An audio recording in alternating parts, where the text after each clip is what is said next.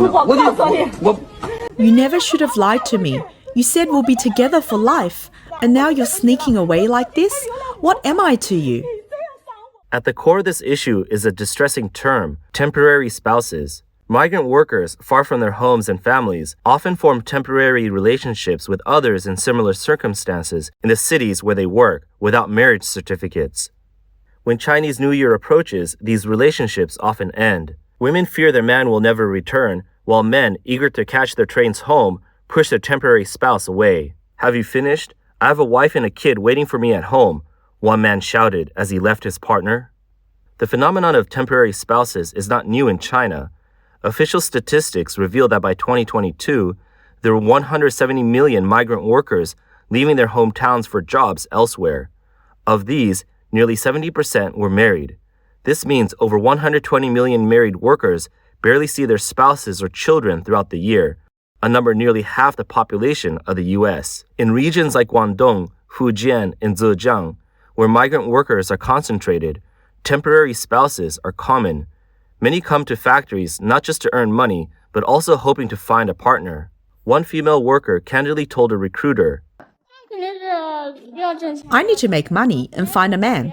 I mean, with so many men in the factory, there has to be at least one who's a good match, right? But reality is often cruel.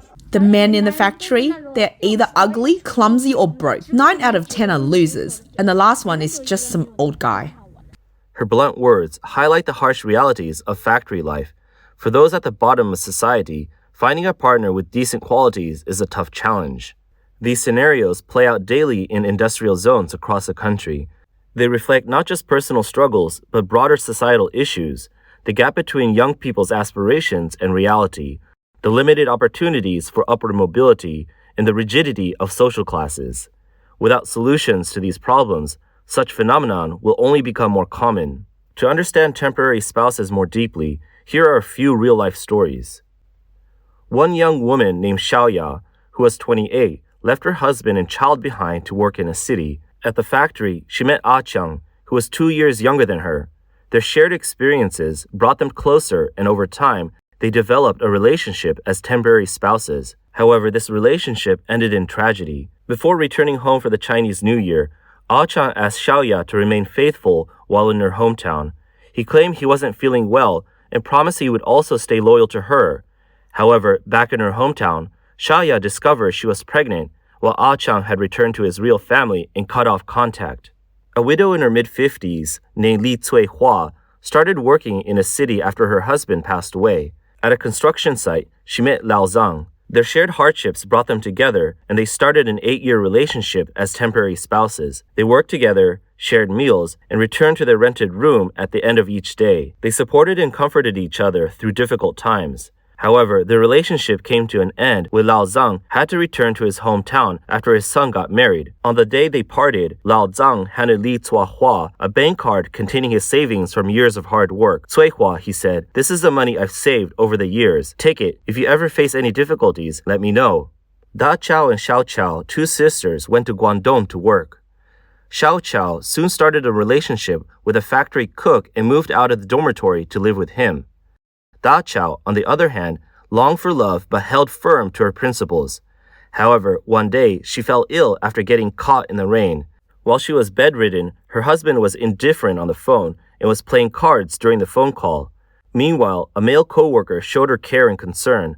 Da Chao's resolve wavered, and eventually, she too became involved in a temporary marriage with a co-worker. What's even more troubling is how female workers often fall victim to workplace harassment. The woman in this video was impregnated by her supervisor as part of an unspoken rule. You're pregnant with the supervisor's child? Don't you know he's married? I didn't know. He invited me out for drinks that day, and then it just happened. Why did you even go out with him? He's in his 40s. What were you thinking? I didn't want to. I just hoped he would help me get an easier job. An easier job? So what's your plan now? Are you thinking of quitting, having me handle your resignation, and then using that money to go to the hospital and deal with this? That supervisor, since he's the one who did this to you, he has to take responsibility. What are you afraid of? Don't cry. Let's go and get this sorted out. Such incidents are not uncommon among female workers. Most, however, choose to endure the abuse quietly, leaving their jobs without protest as they lack the power to stand up to those in authority. Compared to this, temporary marriages, where couples share rent and support one another, seem almost mild by comparison. The reason many migrant workers, despite having families, engage in temporary marriages far from home often comes down to one factor: poverty. Surviving in big cities requires living frugally. In cities like Shenzhen, earning 6,000 to 7,000 yuan a month can quickly be consumed by basic expenses. Renting a small rundown room alone costs over 1,000 yuan, and after covering food, transportation, and other essentials, saving even a few hundred yuan by month's end is considered an accomplishment. Between the two of us, we earn about 13,000 yuan a month, but sharing costs with another person eases the financial burden significantly. Splitting rent and food expenses can save over 1,000 yuan a month. By the end of the year, this could amount to savings of over 10,000 yuan, a crucial sum for these workers trying to support themselves while living far from home. Especially for those working on construction sites, their skin has been deeply darkened from long hours of labor under the scorching sun. How many years have you been working in construction? Over 20 years. How much do you make in a day? 300 to 400 yuan. Their daily wages of 300 to 400 yuan may sound decent, but they only receive full payment when the project ends. During the work period, they are often given just a few hundred yuan a month to cover rent. They have to live in abandoned, drafty buildings that serve as makeshift dormitories, offering no access to hot meals. These harsh living conditions push their endurance to the limit. If life wasn't so hard, who would willingly spend their youth on construction sites, let their hairstyle get ruined by a hard hat, or work until their skin gets baked dark and they look like an old man? But what can we do? We have no money. Beyond rent, migrant workers face poor food, dangerous working conditions, and immense pressure to find and keep jobs. Their daily struggles are deeply unsettling. At construction sites, the food often consists of large communal pots, one filled with rice, another with vegetables like potatoes and green beans. Finding a piece of meat feels like a luxury. This is a grim reality of those at the bottom of the social ladder, a relentless struggle for survival with little room for dignity or comfort. The struggles of these workers go beyond poor living and dining conditions. Finding a job is an even greater challenge.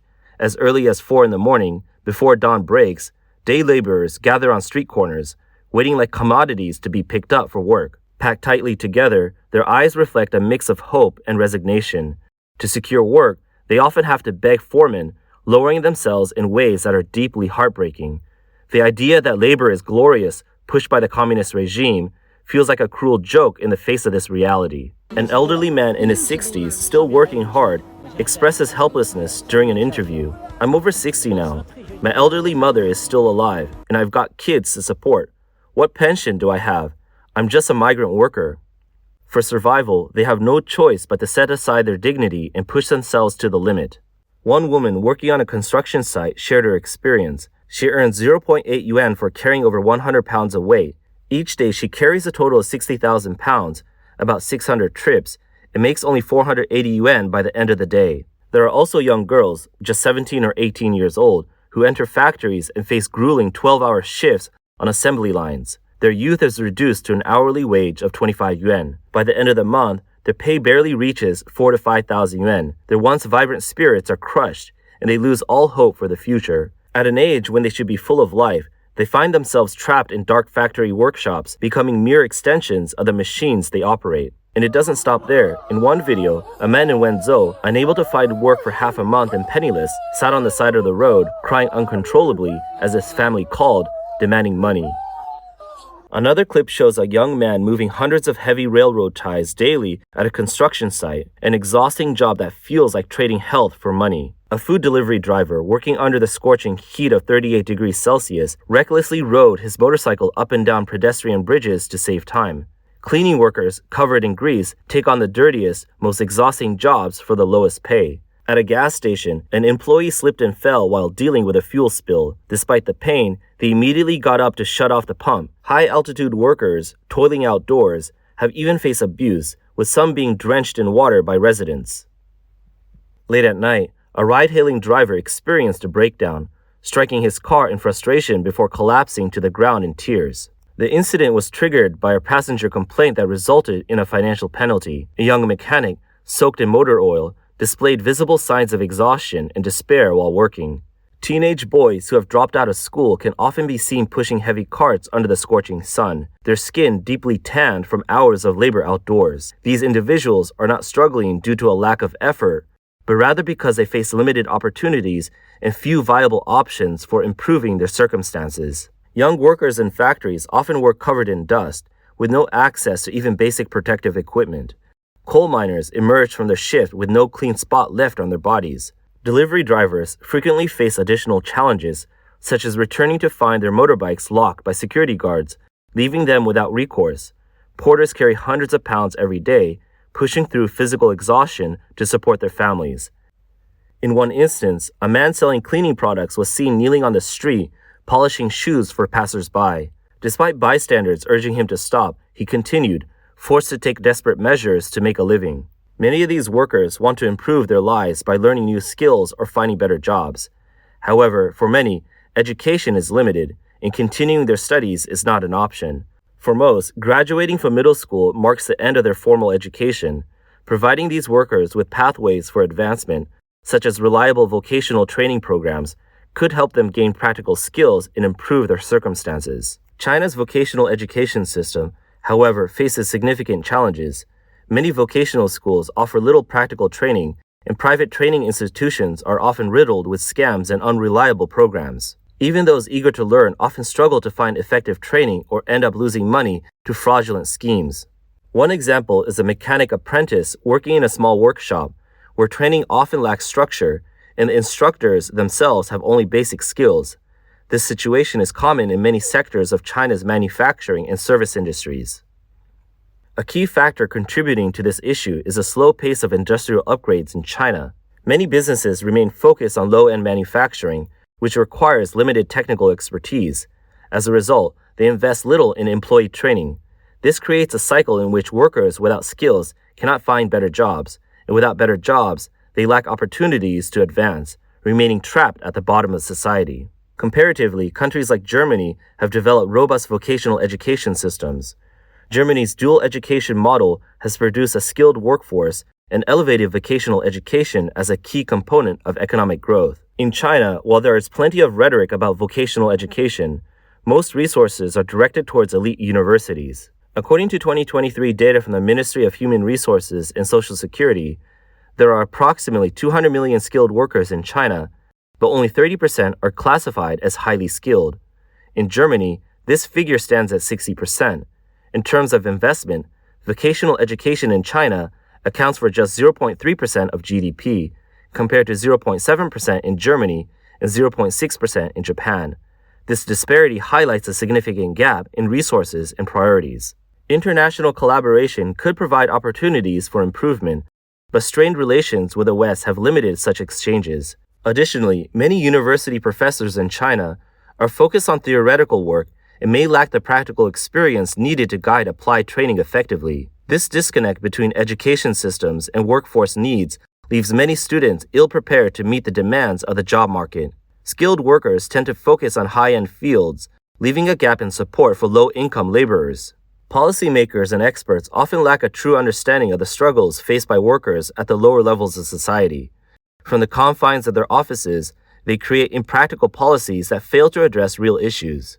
Instead of solving problems, they shift the blame onto laborers themselves, accusing them of being unmotivated or unambitious. This dismissive attitude reflects a deep disconnect and evokes frustration. Policies like these, combined with such an environment, leave little room for workers at the bottom to see a path forward. Without change, phenomena like temporary marriages among migrant workers will only become more widespread, and social tensions will continue to escalate. These stories and images make it clear that temporary marriages are not simply a question of morality. Behind them lies immense hardship and helplessness of countless laborers. At the root of these struggles is a society that often appears indifferent, and systems that prioritize the interests of those in power over the well-being of the working class.